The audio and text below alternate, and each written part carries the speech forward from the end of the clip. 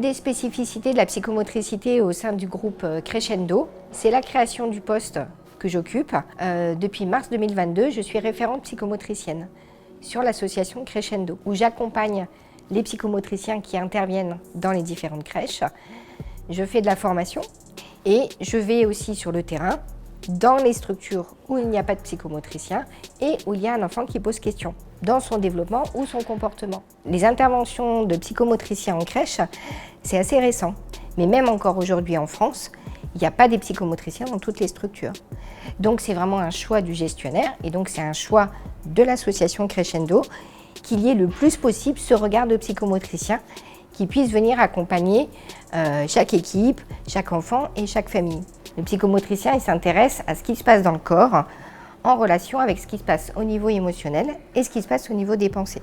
Et donc son point d'entrée, c'est le corps. Qu'est-ce que le corps vient manifester? Dès tout petit, quand l'enfant va faire ses expériences, quand il va monter sur la structure motrice, quand il va essayer d'attraper un objet, c'est là qu'en fait qu'il va s'exercer à plein de choses. Et c'est en faisant que l'enfant va pouvoir découvrir qui il est, qu'est-ce qu'il sait faire aujourd'hui avec ses compétences, mais aussi ses limites. Quand on se trouve devant un défi, ce qui va être important, c'est comment on va accompagner l'enfant à ce qu'il puisse trouver sa solution par lui-même.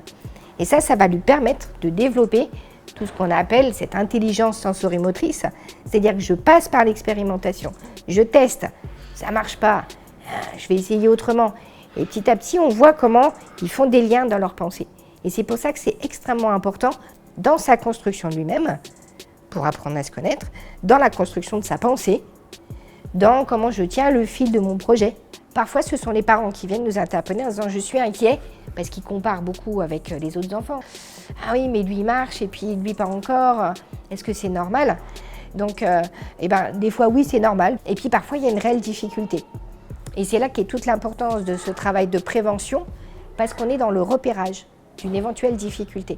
Et on sait que plus la difficulté, elle va être prise tôt, plus on va pouvoir faire quelque chose pour tenter que la difficulté soit la moins importante possible.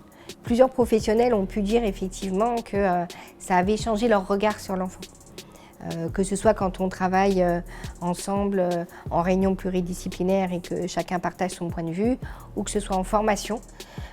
Quand j'entends effectivement « ah, je ne regarderai plus jamais l'enfant de la même façon », là je me dis qu'on a gagné quoi. On a gagné quelque chose, on a gagné ce regard qui va permettre d'accompagner différemment et de poser des mots différents sur l'activité de l'enfant.